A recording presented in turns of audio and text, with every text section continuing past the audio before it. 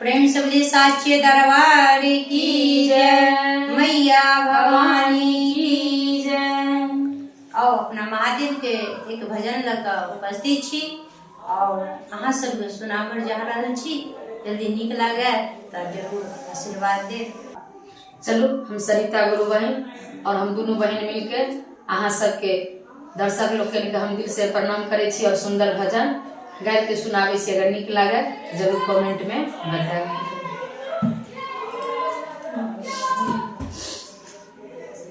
गे बहिना तोरो से सुंदर सुंदर जग में नारी गे दीदी तोरो से सुंदर सुंदर जग में नारी गे, महिमा उनकर भाई गे ना। गे बहिना तोरो से सुंदर सुंदर जग में नारी गे, महिमा उनकर भाई गे ना। गे दीदी तोरो से सुंदर सुंदर जग में नारी गे, महिमा उनकर भाई गे ना।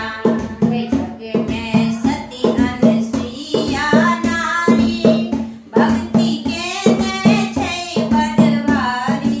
जग में सती अनसुईया नारी, भक्ति केने छै बड़ भारी। भक्ति केने छै बड़ भारी। बहिना ब्रह्मा विष्णु के बालक छै, बनौने गे पलना में झूलौने गे ना। गे बहिना ब्रह्मा विष्णु के बालक छै, बनौने गे पलना में झूलौने गे ना। गे दीदी तोरो से सुंदर सुंदर जग में नारी गे, महिमा उनकर भाई गे ना। गे बहिना तोरो से सुंदर सुंदर जग में नारी गे, महिमा उनकर भाई गे ना। ए दीदी एहि संसार में सती अनुसुईया के सब कोई जाने छिए और एते पतिव्रता नारी छलखिन और अपना पति भक्ति से सत्य के राह पर चल कर ब्रह्मा विष्णु महेश के बालक बनाकर गोदी में झूलने छथिन और उन्हों से बड़का बड़का महान नारी के बारे में सुने छे।